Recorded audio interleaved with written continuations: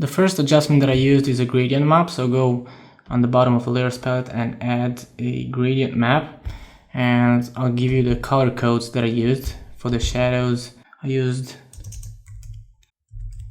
this color, and then for the highlights I used another color. I used this other yellow color, and click OK, and I changed the blend mode of this to vivid light. So scroll down and choose vivid light, and you can see what it does to the image. It almost destroys it. But change the opacity to 10% and you will see what it does. It adds more contrast, a bit more color, and you can see the effect that you get. I really like the effect that you get with it. And then to reduce a bit the contrast on the shadows, you'll see the effect that you get is I used a solid color. I use this quite a lot on my latest tutorials. Use a really dark blue, like so, a really dark blue. Click OK and change the blend mode to exclusion. So change this blend mode to exclusion, and once you do that, you will see that the image changes, and you can fine tune this. I want to have a more unsaturated effect. If you use a bright color like this, you will see what it does. On the shadows, you have the color that you chose, which is this one, but on the highlights, it uses the opposite color, which in this case is yellow, because the opposite of blue is yellow. On the RGB mode, I have a tutorial about that, about opposite colors, and I said there that the opposite of blue is yellow, and we need to use a really dark blue in this case, and kind of unsaturated, and I'll show you what it does. Click OK. And see what it does. It just adds a bit of light on the shadows, and it reduces a bit the contrast, and it makes the image look a bit different, and I really like what it does. So that's the effect there. And the last thing that we need to do is make the general lighting adjustment. I do this on almost all my manipulations. So what I do is select the topmost layer, press Shift, Command and Option E, and that way you merge all the layers onto a new layer. Let's name this Final. And what I will do is turn this into a smart object, because I will apply a filter to this, and I want to be able to edit that filter whenever I want. And I will go to the first filter that I will apply is the lighting effects filter. So go to Filter, Render. In some cases this is not active, and there are several reasons why that filter might not be active. One of them is because you're in 16 bits mode, maybe you're not in RGB mode, so just go here to Image Mode, make sure you're on 8 bits mode and RGB, and that might solve your problem. I have my light here, I'll zoom out. I'm using Photoshop CS6, so this plugin or this filter has been they changed it. Now you have the preview on the entire image. On previous versions of Photoshop, you had like a small window with a really small preview, but the controls were pretty much the same. So what I will do is make this spotlight a bit smaller, not too big. Oops, I zoomed out too much. So have something like that. For some reason it's not centered, but anyway, this is my light here. Let's drag it down a bit, and I'll zoom in, and I'll reduce the hotspot, which is the center part. I'll reduce the intensity, of course, because it was too bright, or maybe the ambience. Let's see, maybe increase the hotspot. So just change the light here. I want to have a bit more light here and more shadows on the sides. So try to have more light here on the center and shadows on the sides. And you can also colorize this if you want to, add a color, but I'll leave it to white. I don't want to mess with that. Be careful not to burn the highlights. That's really important. Don't burn the highlights. And let's reduce the metallic to about 10 or something like that.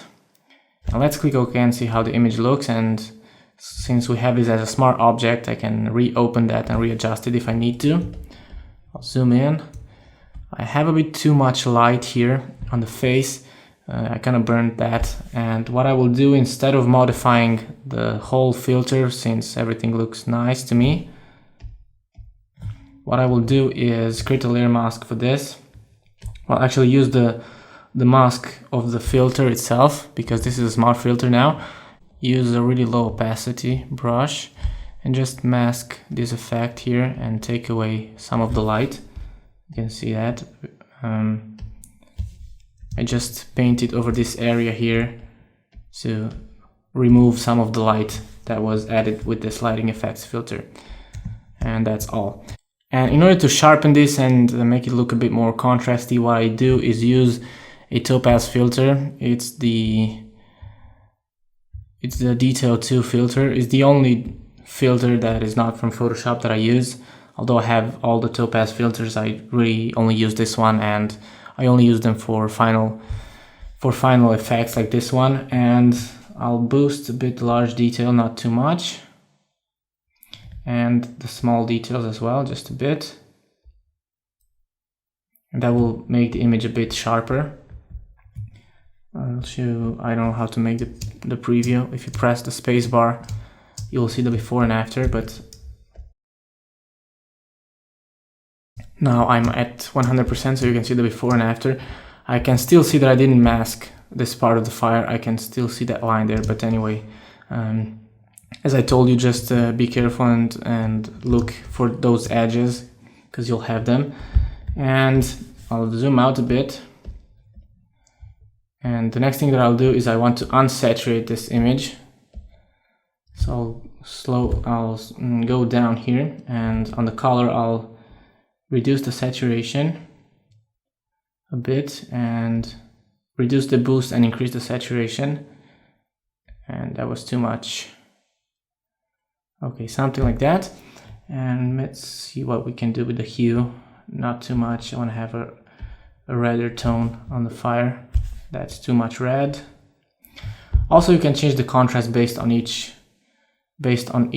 channel, and that's cool because you can really change the aspect of the image. I'll leave it untouched and increase the saturation a bit more.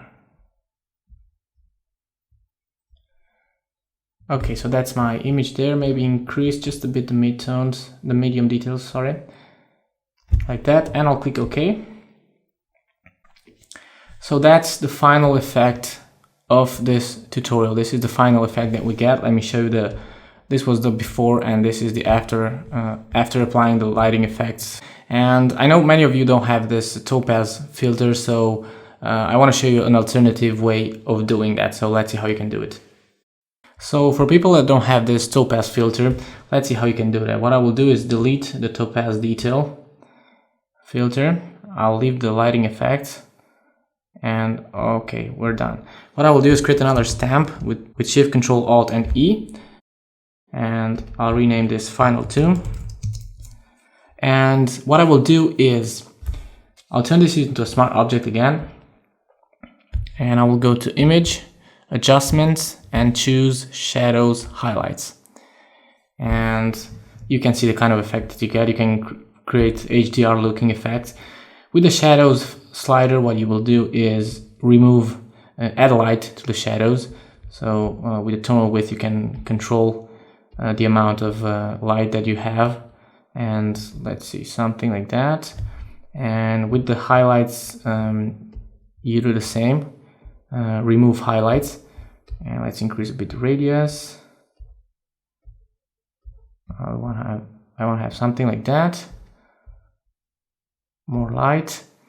And let's see the mid-tone contrast. I want to have a bit more contrast on the mid-tones, probably a bit more light on the shadows, and a bigger radius, something like that. Let's see the before and after. So before and after, I added too much light on the shadows. So I'll increase, instead of decreasing the tonal width, I'll decrease the amount. And maybe the tonal width a bit again. Okay, so that's the effect that I got with this. You can see that you have a bit more detail here, but we're not done. I applied the shadows highlights, and with this same smart smart object, I'll go to filter, choose other, and choose high pass. And here you have to choose a radius, and you can see what this filter does. It adds this 50% gray layer, and as you increase the radius, it adds detail from the image. It starts to add highlights. So we'll choose a rather small radius of about 3 pixels, something like that. Click OK. And since this is a smart object, if you double click on this icon here on the high pass, you will open this blending options window, which allows you to change the blending mode of this filter. So we'll choose soft light, and let's see the before and after. Let's click OK and see before and after. Let's zoom in so you can see it better. Let's zoom in 100%, so you can see the before and after. It really sharpens the image, and the bigger the radius, the nicer the effect. Don't overdo it though. You can also try the overlay blend mode. So instead of using the soft light, if you want to get a stronger effect, you can use overlay, and you will get an even stronger effect.